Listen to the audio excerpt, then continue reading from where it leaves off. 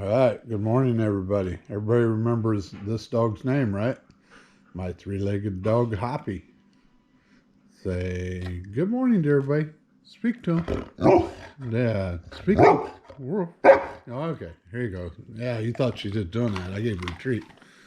All right, so today's video is on combine inspections, okay? I talked about it a little bit. We did a oil change on a 2388 last week. Today we're going to do a 50-point inspection on it, okay?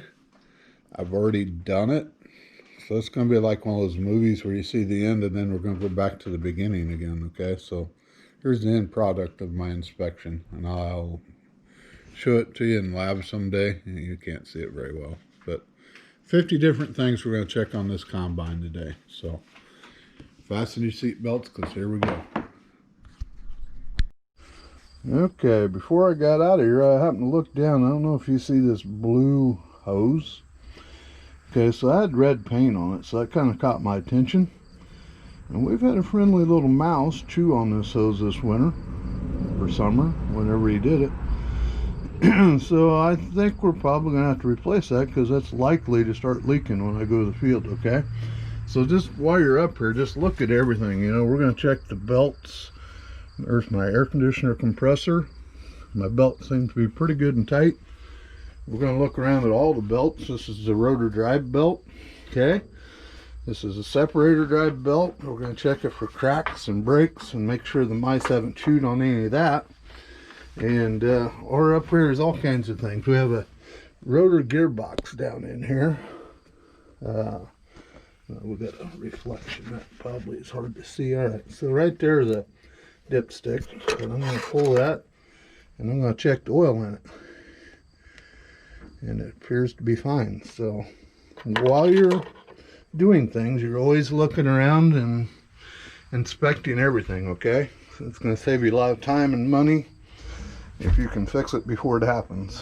So we're going to keep moving on. We'll get out of here and move on to the next thing.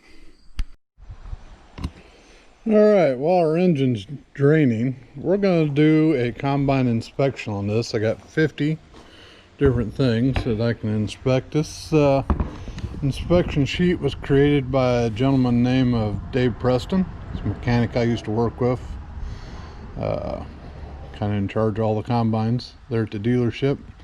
But he came up with this sheet, and he's got several of them for combines, planters, and different implements. But as you can see, I got it on my clipboard, and again, this goes along with your work orders. You'll put the customer's name in there. In this case, it's my combine, so we put Wirtz Farms, and I'm the technician, okay? Model 2388. PIN number, same as serial number, okay? Got that. Back here, period of the hours, got engine hours.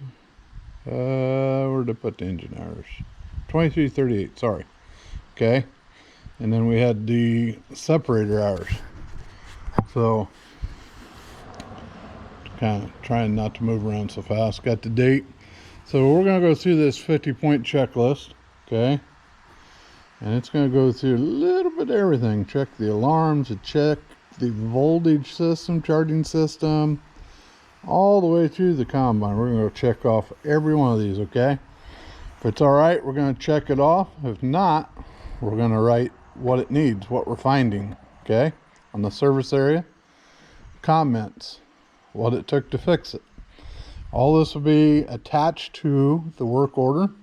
We'll probably paper clip it to the work order so that the service manager will get it and can pass this information on to the customer. So anyhow, let's go back to engine hours. Let's talk about that a second. So why is it so important that we keep engine hours and separator hours separate? Well, so let's say we're going to put a starter on the engine, okay? Now that starter's probably got a warranty on it, and the warranty might be for, like, I don't know, 400 hours, 500 hours, okay? So if we only had 1 hour meter, you know, we would might not realize that separator hours are different than engine hours. So this makes more sense if I talk about separator parts. let's try this again. We'll go separator parts. Let's say we put a new feeder house chain in it, okay? So the only time that thing turns is when we turn the machine on, and that's when we keep track of those separator hours. It's got a warranty, so if we was only checking engine hours and say, well, you're out of warranty, but in reality, you're not running the separator as many hours as you are the engine, because we're going down the road, we're waiting on the ends for trucks or what have you, okay? So I hope I'd explained it, or maybe I confused you worse. So anyhow, we'll talk about that more in the class.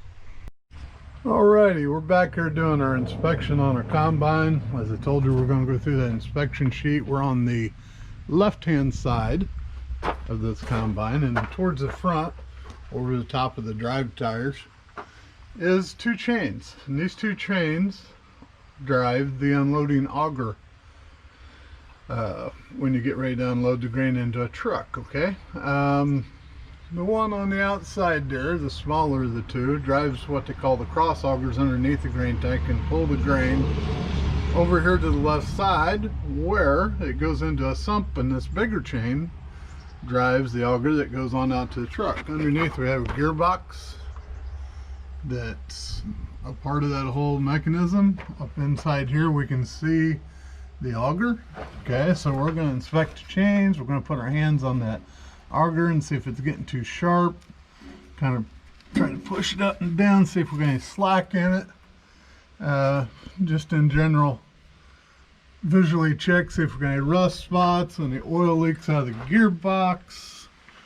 The chains, like I say, we shake the chains back and forth. If we got too much side to side, and it's getting kind of loose, we may change that one. Okay, so it should move up and down, but side to side, not so much. That's because they're slack in the pins. Okay, so we're probably going to be changing that. We'll mark that on an inspection sheet as replace. Same way for this one. I may need to get a ladder. Yeah, I think we're going to change both of those while we're at it. Okay, so then we'll move on down. I'll be right back with you, and we'll pull this cover and we're going to check the rotor. Alright, so we've pulled the rotor covers off the side of the combine. This front cover here will access the concaves. That's what these are here. Okay, the concaves are adjustable from the cab. There's an electric motor up in here. I don't know if you'll be able to see it, but it moves this up and down so we can change the distance between the concave and the rotor. I don't know if you can see the rasp bars up in there, but we're going to look at all those rasp bars, and what we're looking for is when those rasp bars get wore down so far that they're starting to wear on the head, that's when it's time to change them, okay? Because once those heads are wore off, you're going to play heck to try and get them out of there. You have to take a torch and cut them at that point. So the grain's going through there from the feeder house, okay, and it's shelling. It's dropping down into this grain bed, and this has what, 4, 5 grain bed augers that move the grain back into the cleaning area. Okay, it drops it in the sieves. All right, so that's all inside that front door. So we're going to inspect all that. Back here on this door, this is what you call the keystock grates. Kind of like a concave, except they're not adjustable. Okay, they're just there as a secondary threshing mechanism. If it gets past the first concaves, it will hopefully shell off here and fall straight down into the cleaning area. I'm going to see if I can get you down there. You can kind of see the top sieves down in there. Okay, we'll talk about them in a minute. Okay, but that's we're going to just keep inspecting as we go back. We've got a belt up here that's the unloading auger belt. We're going to check for cracks, see if it's tight. And all the way through this, on the sides of the combine, we have these little rubber bushings, I guess shaker bushings, okay? Several of them everywhere. And we look to see if the rubber's cracking or broke out or cocked. They tend to wear and need replaced quite a bit. There's shaker arms for the top sieve and lower sieve, okay, or cleaning shoes, what they call the lower one, excuse me.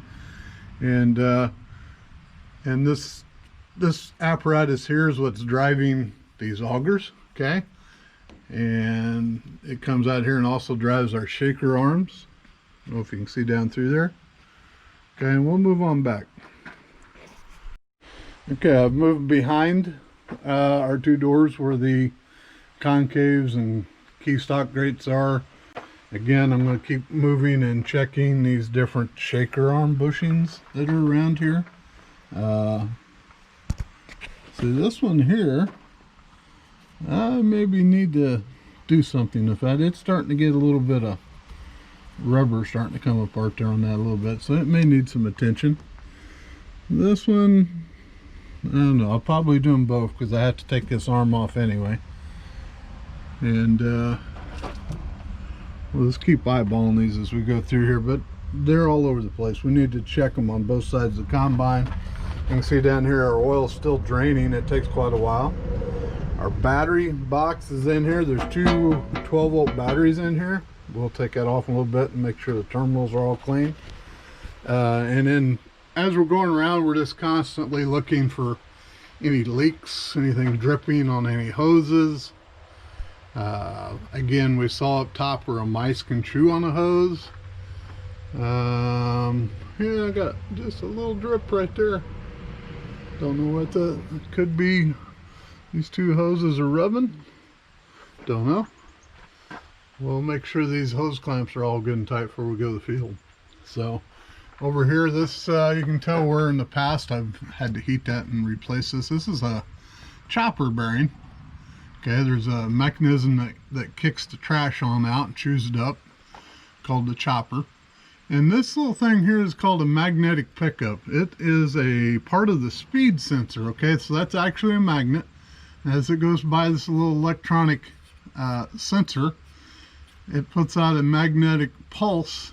Okay, and if it slows down, it will send a message up there in the cabin, set an alarm off, and let me know something's wrong. You know, so sometimes, well, so when I slow the engine down, for instance, all these speed sensors through the combine will start going off. Okay, but if I'm running full speed where I'm supposed to be when I'm going through the field, they shouldn't go off. But if they do, something's going on, that just alerts us that we need to go take a look. Okay, so these have a gap. When I turn this around here, I believe, if I remember correctly, it's about 1/8 of an inch. Okay, around right at 1/8, a little more or less. So it's like a hose clamp, and you can adjust it in and out. So there's several of these through the combine. Want to visibly check all these as we go through. We got hydraulic filters that I don't think we need to change this year, but we'll look in the book and see. Another hydraulic filter. We've got our hydrostatic pump. This is a double pump, actually. The first pump on the inside is for our hydrostat. Okay. Oh, I'm wrong. Excuse me. That's our head lift. Our hydrostat pump's out here, silly me. It's the big boy out here. This is what drives the machine through the field. Okay, the hydrostatic power. And come over here. This is one of our hydraulics that controls the head up and down and what have you. So this is a double pump also. Runs the auger in and out, controls many different things. So anyhow, and then this whole big unit out here with that belt and everything, that's attached to the back of the engine, kind of where a transmission would be on a car. It's called the power takeoff unit. Okay, the power takeoff unit kicks into gear and it drives the separator, this belt, and the hydrostat. It's basically like a transmission on a semi or a car or what have you. All right, so we're going to move to the other side. Like I say, we're just going to keep visually checking everything. This right here, we can get another look at inside the combine. All right, so that's the top sieve inside the combine. That's adjustable. Okay, by me moving these handles out here, that controls the top sieve, and this controls the bottom down here. Okay, got numbers on it, and what I've done from the past is this is like a starting point for me. I'll adjust from here, but when I go to soybeans, I put the top on 7, the bottom on 6. Okay, I go to corn, I go 9 on top, 11 on. Again, that's just a starting point. You'll get out and check it several times as you're combining, and you will adjust accordingly. If I get it too tight and don't let enough grain through, it'll kick it right out the back and out on the ground. Obviously not a good thing. I get paid for taking that to the elevator, not putting it out on the dirt. So many things to pay attention to. Here's one of our fuel filters we'll be changing later. Okay. This is one of 2 filters. Okay. This is called the primary filter because it's coming out of the tank. Got a little electric pump that's pushing fuel. And up top, when we get to the engine, we'll show you later, you'll see the secondary filter, or they call it the final filter. Okay, so we'll go on around here for a second. We have charts to show us where to grease the combine, all right? If you guys can see that. Okay. Gives you a general idea where to look for the grease zerks, okay? We've got a fuel shut off here. If we're going to change fuel filter, we'd shut the fuel off so the fuel doesn't all drain out. Yeah, let's move on around.